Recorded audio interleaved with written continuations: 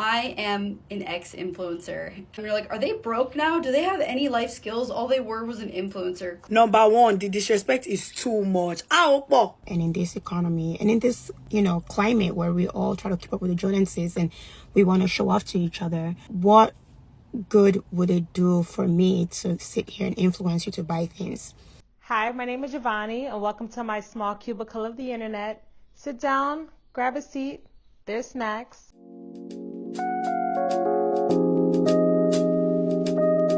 I want to talk about the world of influencers.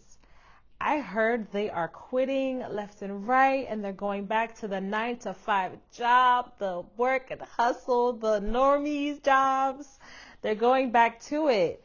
And I'm curious as to why, because I remember a lot of people were really getting into being an influencer, and the influencer was a huge thing. It wasn't just content creator. Like, people wanted to be influencers. And now that I'm seeing an economic downturn, people are going back to the normie jobs, the 9-to-5 corporate ladder jobs. And I'm curious as to why. So let's see. You ever wonder about those influencers that you used to love watching, but you forgot about, and then you go check up on them, and they really don't get as many views anymore? And you're like, are they broke now? Do they have any life skills? All they were was an influencer. Well, I am an ex-influencer, and I want to tell you about what my life is like post-influencing. I became an influencer. I was kind of like an OG influencer. I wasn't that iconic. I had like 1 million subscribers on YouTube. Still have them, but I don't think nearly as many people are engaged these days because I don't really post. In the height of my career, when I was like 23, 24, I was making about $500,000 a year on YouTube. So I'm not like $500K a month like some of these like mega influencers, but that's still really good just for a kid with their camera, right? Making that sort of money. That's like a doctor or a lawyer makes that. That's still definitely like privileged influencer money. I mean, 500,000 a year? That's the dream. That's why people are quitting their jobs. So I'm curious to see, was it not sustainable? I was doing really well, and then I decided to quit. I started when I was 13, and I never had any other job. I went to college for 1.5 years. I studied film, and then I dropped out of that, and I just made these videos. And when I started making my videos were about beauty and fashion, and it was just literally like this, like being in my room. All of a sudden, I realized I was like 26 years old, and I can't pretend to be making these videos anymore as if I were getting ready for school. We know those lifestyle influencers that still kind of do that, And so I decided, okay, I do need to make a change. And I had bought a house a year prior and had this feeling of, what if I did a video, I try something new. I do a video where I try and get my real estate license. So I did, I bought the test, I studied, I passed the test, and then I was like, okay, like I'm on my own. I am a realtor now, I guess. But I decided I didn't want to fake it. Like a lot of influencers, they say stuff and they're not really that true to their word. So I was like, I'm going to really give this an honest go. So I joined a brokerage, I joined a team, and I was showing up to the office. I was treating it like a real job for the first time ever in my life.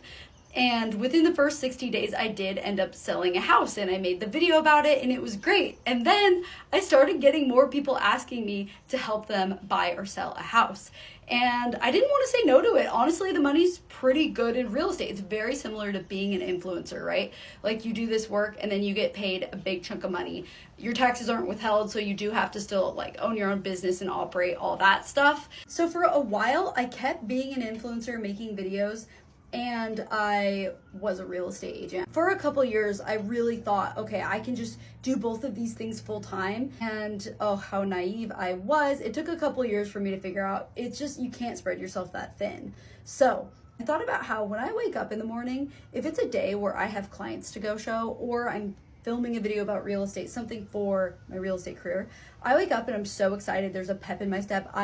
Literally, when I got my real estate license, I was so excited. I could not sleep for like 2 weeks. I had this adrenaline. It was crazy. I felt like I was just doing what I was supposed to be doing, and I was really excited to no longer be an influencer. Sounds like she outgrew the influencer lifestyle, and I think she was able to pivot right into doing real estate because it seemed like her influencer job allowed her to get clientele, and then she probably found more purpose, it sounds like, in just selling homes. So smooth transition. 3 reasons why I don't want to be a wig influencer anymore. And if you can relate to any of these comments, number 1, the disrespect is too much. Not only will they disrespect you when it comes to your prices, but they will also bring up the fact that the algorithm is not in your favor right now if you try to negotiate a higher price. Speaking of price, most of these companies be stingy. They don't want to pay you. Lastly, it's oversaturated. And I don't even mean that in a bad way, because I'm part of the people that are making it oversaturated. # wigs to riches poor. But what I really mean is, like, I've already promoted most of these wigs before. I'm just wearing the same wig over and over and over and over and over and over and over again. I don't even know what style to do. I know people are tired of always seeing me changing my hair, wearing wig. Unless I'm giving people gist, then you people don't have a problem. Or how much gist can somebody think of? Anyway, I will still be slaying my wigs, don't get me wrong, but wig influencer, I know do again. The content was running dry, it sounds like. Well, you can always change it, pivot it. You know, you don't have to just be a hair influencer. That's why I don't think you should niche down. As you can see, I'm just starting my YouTube channel. I've been seriously posting almost over a month now, and I'm not niching down, okay? I'm keeping my channel as interesting as I am. So I think if you're going to do content creation, if you just stick to a niche, you are going to get so burnt out and you're just going to move on. Kind of like having a job. You get tired of doing the same thing over and over. This is my story of why I decided to quit being a full-time influencer after a year and get a job in corporate America. I don't know what's in the water recently, but I've seen like 4 or 5 of these videos talking about full-time influencers going back to get corporate jobs. And this is what I think they're all getting wrong. The reasons for wanting to leave full-time influencing were pretty much the same across the board. Some people said financial reasons, but most people were making more money as a full-time influencer than in their corporate job. They just found they were getting bored, they weren't fulfilled, they didn't find themselves mentally stimulated day to day, and quote unquote felt like they were losing brain cells. And I think that wouldn't be the case if they approached it differently. There are actual scientific reasons for this feeling of losing brain cells. Your brain is an organ, and like most other things in your body, it functions with this use it or lose it capacity. If you are not actively engaging in problem solving and rigorous thinking, your brain is not forming new neural pathways, and it starts to lose cognitive function, which can lead to things like memory loss and brain fog and the feeling of getting dumber. And truly no shade at all, but if your entire day revolves around posting an outfit or sharing a beauty product and you are not engaging in that rigorous problem solving type of thinking, your brain is unable to stay healthy. Now, the grass is always going to look greener no matter what side of the fence you're standing on. Like if you work a full-time job, chances are you've probably been burned out at one point and wanted to take a break. If you take a break, if you pursue full-time influencing, you get bored. You need that cognitive stimulation. The risk, however, with leaving the full-time workforce is that you may find that you struggle to re-enter it, especially when the market is so hyper-competitive. You've been out of work for long enough that your skills have started to become a little bit obsolete. But my thesis is that there's a world of opportunity that fits squarely in the middle of these two paths. You can use the flexibility and the financial opportunity that comes with being an influencer, but do it in a way that continues to develop your skills and advance your career, which of course is going to provide that mental stimulation that we all need. What I'm coining as the corporate creator will be the people that build a following on social media centered around their existing professional pursuits. Cement their reputation as a thought leader, they'll keep building their professional skills, and they'll build a second stream of income that allows them the flexibility to take the breaks from the corporate career when they're feeling burnt out and give them an easier time finding a new job when they do decide they want to go back to work. Don't quit your day job. If you need to go part-time, make sure that you are still adaptable within the workforce, but also do content creation on the side as well. Over the last few months, I've lost over 100,000 followers, and I know I'm about to lose a little bit more because I am changing my platform. I'm moving my platform towards something completely different. Let's talk about it. Albeit, I feel very privileged and very honored and blessed to do what I do for a living, to be an influencer for a living. I had a really rough 20s. As you guys know, I lived out of a car for a very long time, and I was dirt poor. I would go days without food. And so to go from there to like pushing products on you guys every single day, like buy this, buy that, buy this, buy that. And although I do a really good job of trying to promote only products that I like and I actually really love, but I'm also human. Sometimes the check will look really, really good, and I'm like, I just have to promote the product. You know, I have to eat, and my whole team has to eat.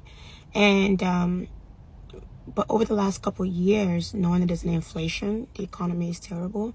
Every time I've had to push out products on here, I will go to bed crying, like just like bawling my eyes out, feeling so much guilt, because I know that most of us are just trying to, get by and do the best that we can right now. And because of that, I took the last couple months, and I think this is one of the good things about not having management, and no one can tell me what to do. No one can tell me what to do anyway, but like, except for God. I took the last 2 months fasting and praying. I fasted for 7 days. I prayed really hard on it, and God is telling me that I need to teach financial literacy. Financial literacy is what saved my life. I always said it's never about how much you make. It's how you preserve what you make. Absolutely. If you can find a way to constantly influence people on things that are influencing you, you're going to find a lot more fulfillment than trying to fake the funk on your own platform. So if maybe when you were younger, you were excited to go shopping and buy this or that because you were getting a new stream of income, but now we're in an economic downturn and you're seeing the value of saving money, well, influence your followers to do the same. Still find ways to present products that you still love. If they're on a sale or a discount, present it that way. And stay true to the core of you, that way your platform is still representing you and you're not going to bed feeling guilty at night, feeling like you're kind of just shilling on your own platform. I'm still amazed by how much people are making off of content creation. I still think about Kai Cenat and how much money he's making, just live streaming. I think about Jeffree Star and how he took his YouTube channel to completely explode his makeup brand. And so when I think of it that way, there's definitely a lot of room to grow and to take your platform to make a, salary. But you also want to make sure that you're providing as much quality and as much value to your content so that you do feel a sense of fulfillment and less brain rot, I would say. So I hope you guys enjoyed this video. Again, if you're thinking about being a content creator, make sure you have a well-balanced lifestyle in doing so. All right, I'll see you in the next video, guys. Bye. Loving natural patina. Here long, the goodness of me.